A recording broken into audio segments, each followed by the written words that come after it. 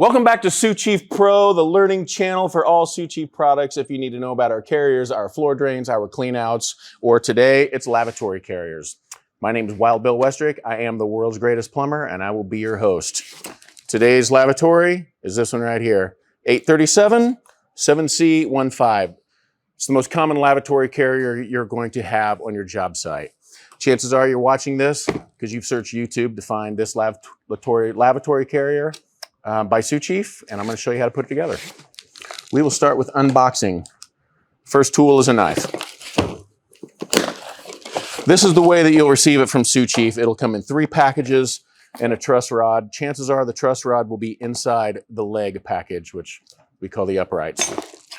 We've got cast iron sleeves, 2 of each. They are mirror images of each other. And we've got steel rough-in sleeves. They are 1 1/4 inch threaded. Just on a side note, if you need to extend them or replace them, it's 1 1/4 inch Schedule 40 pipe. Cut the end off, tap it. You can make your own adapters if you would need to. This box is empty. You can discard it. The second box is going to have the cast iron lavatory arms. They come fully assembled with the locking screw, the front elevation screw, and the rear elevation screw.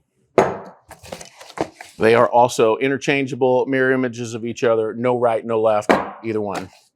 That's it for that. The truss rod is the support that goes in between the 2 uprights and engages with the cast iron sleeves. We'll need that later. And the most important thing, the legs.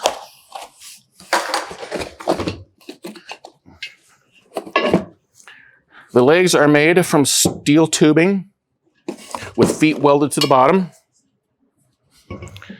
They take 4 anchors to attach to the floor. Depending on the type of floor that you're attaching them to, you may only need 2 anchors. These are 2 1/4 by 1 1/2. So yes, they will fit in a 3 1/2 inch stud wall. That's the most common question we get. So the next thing that we're going to need is a marker, a tape measure, 2 Allen wrenches. The Allen wrenches is a 3/16 and 1/8. Last thing would be a screwdriver. So where do you set the sleeves? What do you start with first? We're going to lay the legs down, take the plastic protector caps off the top, discard those. If you're working in a prefab shop, you're going to have a table that's already set up. If you're working out on a job site, hopefully you have a table so you're not working on the ground, because working on the ground is the longest, hardest, slowest place there is to work. Bring yourself a table to work, try and elevate the surface so it's up here. You already know which lavatory carrier you're going to use because you have it in your hands, but you may not have the sink in your hands. So for this particular installation, we are going to show a Kohler sink. This is a very typical Kohler China sink for concealed arms. It's called the Kingston. It's a 2005. What you need to know about this is the spread of the arms. So how far the legs will be apart. The holes in the back of the sink engage with these arms. You need to know the spread. For this one, it's 17 3/4. The second thing you need to know is how long the arms need to be. This particular sink has holes at 4 inches, 8 1/2 inches, and 13 inches. So that's 4 inches, 8 1/2 inches, and 13 inches. We'll adjust those later. On the back of the sleeve are 2 Allen bolts. We'll loosen those up so they'll slide on the legs. The other thing you need to know is how high the sink is going to be. Always smell the marker.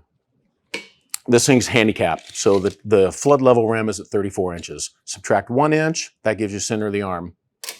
So we'll take a mark here, center of the arm at 33 inches. This leg, center of the arm at 33 inches. The legs don't have a front or back. They can go in either direction.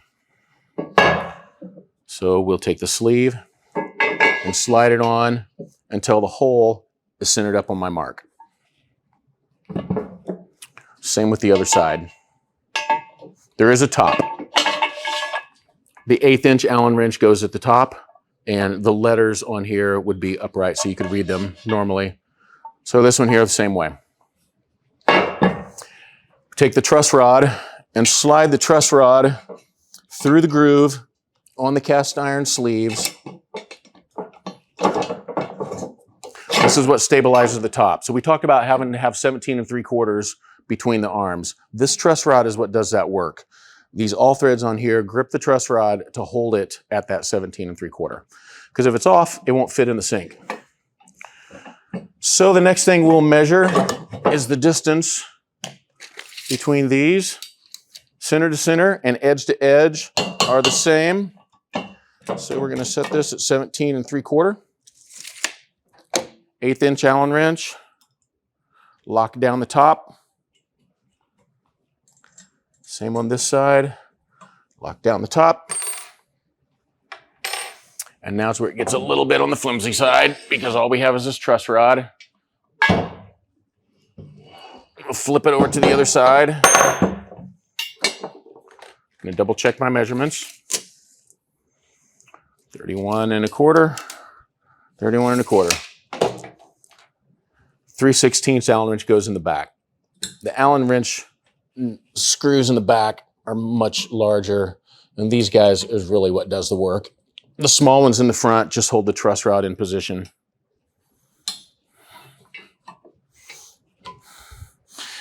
But as these tighten down on the sleeve, they also pull the truss rod into the leg, so it's all sandwiched together and it can't move.